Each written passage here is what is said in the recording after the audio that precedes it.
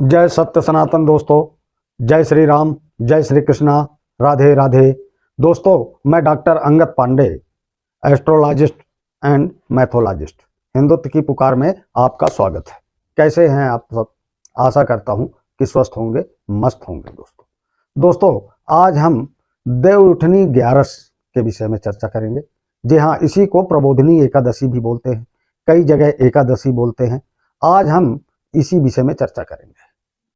हम आज आपको बताएंगे कि एकादशी का मुहूर्त कब है, किस दिन एकादशी है और पारण कब करना है, इस विषय में बताएंगे।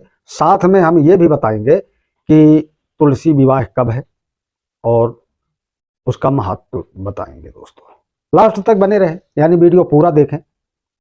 जो मित्र चैनल में पहली बार आए हैं तो प्लीज चैनल को सब्सक्राइब कर लें, बेल आइकन बटन अवश्य दबा दें। और पुराने मित्र तो चैनल को सब्सक्राइब कर ही लिए होंगे, यदि नहीं किए हैं तो प्लीज आप भी चैनल को सब्सक्राइब कर लें। और दोस्तों, खूब शेयर करें, WhatsApp, Instagram, Facebook group, WhatsApp group, हर जगह। और प्लीज चैनल को सपोर्ट करें। तो दोस्तों, अब हम आ रहे हैं विषय में, प्रबोधनी एकादशी के विषय में अब हम चर्चा करने वाले हैं।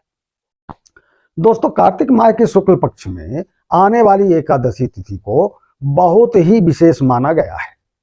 इस एकादशी को देवउठनी एकादशी के रूप में जाना जाता है दोस्तों, क्योंकि मान्यताओं के अनुसार इसी दिन भगवान विष्णु 4 महीने बाद योग निद्रा से जागते हैं।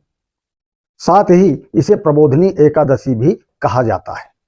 ऐसे में आइए जानते हैं देवउठनी एकादशी के उपाय। पूरे उपाय देखिए दोस्तों।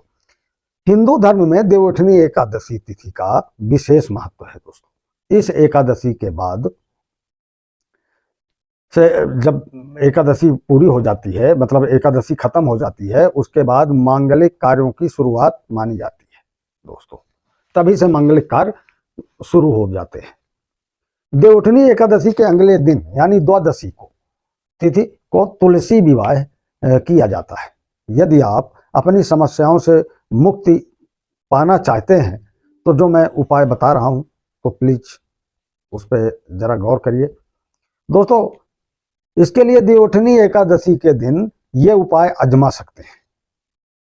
देवउठनी एकादशी कार्तिक माह के शुक्ल पक्ष की एकादशी तिथि का प्रारंभ 22 नवंबर को रात्रि 11:03 पर हो रहा है। साथ ही इसका समापन 23 नवंबर को रात्रि 9:01 पर होगा। उदया तिथि के अनुसार 23 नवंबर को देवउठनी एकादशी मनाई जाएगी दोस्तों। भगवान विष्णु की कृपा अवश्य बनेगी। ये कुछ उपाय आप करें।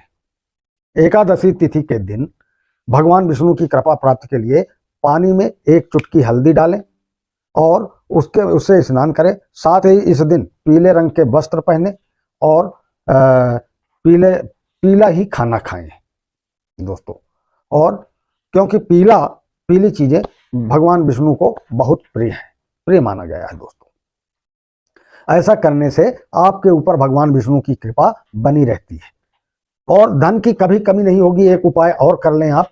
एकादशी के दिन भगवान विष्णु को पहले शंख में, अगर आपके पास नहानी है, शंख की एक नहानी होती है जिससे भगवान को नहलाया जाता है, वो है तो ठीक है। अगर नहीं है तो साधारण शंख जिसको हम बजाते हैं, वो शंख में गाय के दूध को भरकर भगवान को स्नान करवाएं। उसमें गाय का दूध भर लें और विष्णु भगवान को स्नान करवा दें। इसके बाद गंगा जल से स्नान करवाएं। ऐसा करने से व्यक्ति की आर्थिक समस्याएं दूर होती हैं दोस्तों। भगवान विष्णु की पूजा के दौरान ओम नमो भगवते वासुदेवाय नमः का मंत्र अवश्य पढ़ें। इनका जाप करना बहुत जरूरी है। भगवान विष्णु की पूजा में घी का दिया अवश्य जलाएं। दिया जलाना ही है घी का। और भोग में तुलसी दल रखकर ही अर्पित करें।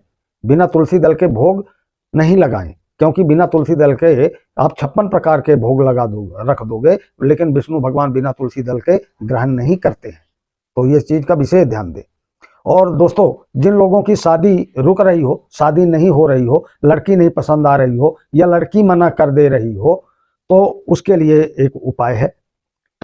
यदि किसी जातक के विवाह आदि में समस्या आ रही है, आजकल देखने में आ रहा है कि काफ़ी समस्याएं आती हैं शादी ब्याह में, और कहीं दहेज कहीं कुछ लेकर के लोग परेशान रहते हैं, तो इन समस्याओं का सामना कर रहे हैं, तो वह भी देवउठनी एकादशी के दिन कुछ उपाय कर सकता है। इसके लिए विष्णु जी की पूजा के दौरान उन्हें केसर, पीले चंदन या हल्दी का तिलक लगाएं। उसके बाद उन्हें पीले रंग के फूल अर्पित करें। इससे जल्द ही विवाह के योग बनते हैं। दोस्तों, सभी मनोकामनाएं पूरी होंगी, उसके लिए उपाय है। अपनी कोई मनोकामना पूर्ण करना चाहते हैं तो इसके लिए देवउठनी एकादशी के दिन पीपल के पेड़ में जल जरूर अर्पित करें, क्योंकि ऐसा माना जाता है कि पीपल के पेड़ में भगवान विष्णु का वास होता है। दोस्तों, पीपल के पेड़ में भगवान विष्णु का वास होता है, इसलिए ऐसा करना आवश्यक है। अब दोस्तों मैं बता दूं, हमारे हिंदू धर्म में जब तक तुलसी विवाह नहीं होता तब तक अन्य शुभ कार्य नहीं होते हैं, खासकर शादी ब्याह। तो अब उनके विषय में मैं बता दूं। हिंदू कैलेंडर के अनुसार तुलसी विवाह का आयोजन कार्तिक माह के शुक्ल पक्ष की द्वादशी तिथि को प्रदोष काल में होता है। हर साल तुलसी विवाह देवउठनी एकादशी के अगले दिन होता है, लेकिन कई बार तिथियों की गणना के आधार पर एकादशी के दिन भी तुलसी विवाह का संयोग बन जाता है। दोस्तों, द्वादशी तिथि को सूर्यास्त के बाद तुलसी का भगवान विष्णु के अवतार शालिग्राम से विवाह कराया जाता है। धार्मिक मान्यताओं के अनुसार जिन लोगों के विवाह में कोई अड़चन आती है, उनको विधि विधान से तुलसी विवाह करवाना चाहिए। वैदिक पंचांग के अनुसार दोस्तों ये तुलसी विवाह कार्तिक मास के शुक्ल पक्ष की द्वितीय तिथि को शुरुआत 23 नवंबर को रात्र 9:01 से हो रही है। इस तिथि में 24 नवंबर को शाम 7:06 तक मान्य रहेगी। ऐसे में उदया तिथि और प्रदोष काल के मुहूर्त को देखते हुए तुलसी विवाह 24 नवंबर शुक्रवार को मनाया जाएगा। तुलसी विवाह का शुभ मुहूर्त बता दूं दोस्तों, हर साल तुलसी विवाह का आयोजन प्रदोष काल में होता है। इस साल तुलसी विवाह के दिन प्रदोष काल शाम 5:25 से प्रारंभ होगा। इस समय से तुलसी विवाह होगा। सर्वार्थ सिद्धि समेत 3 शुभ योग में तुलसी विवाह होगा। दोस्तों, तो तुलसी विवाह के मैं योग तो बता ही रहा हूं, लेकिन जो मैं पहले कुछ उपाय बताया हूं उसको अवश्य करें। लेकिन आपकी किस्मत और समय अच्छा रहा तो सफलता जरूर मिलेगी। दोस्तों, इस साल तुलसी विवाह के दिन 3 शुभ योग बन रहे हैं। उस दिन सर्वार्थ सिद्ध योग, अमृत सिद्ध योग और सिद्ध योग बन रहे हैं। तुलसी विवाह के दिन प्रातः काल से सिद्ध योग सुबह 9:05 तक है। तुलसी विवाह वाले दिन अमृत सिद्ध योग सुबह 6:51 से शाम 4:01 तक है। दोस्तों, वहीं सर्वार्थ सिद्ध योग पूरे दिन है। 24 नवंबर को रेवती नक्षत्र सुबह से लेकर शाम तक है दोस्तों, और 4:01 तक है। इसके बाद से अश्विनी नक्षत्र लग जाएगा। तो धन्यवाद दोस्तों। यदि वीडियो पसंद आया हो तो चैनल को सब्सक्राइब करें। जय हिंद, जय भारत, जय श्री राम, हर हर महादेव।